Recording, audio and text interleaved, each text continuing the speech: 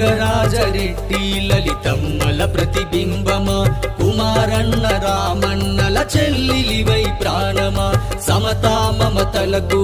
నీవే ప్రతిరూపమా, సేవలకు నిలయమై నిలిచిన చిరునామా,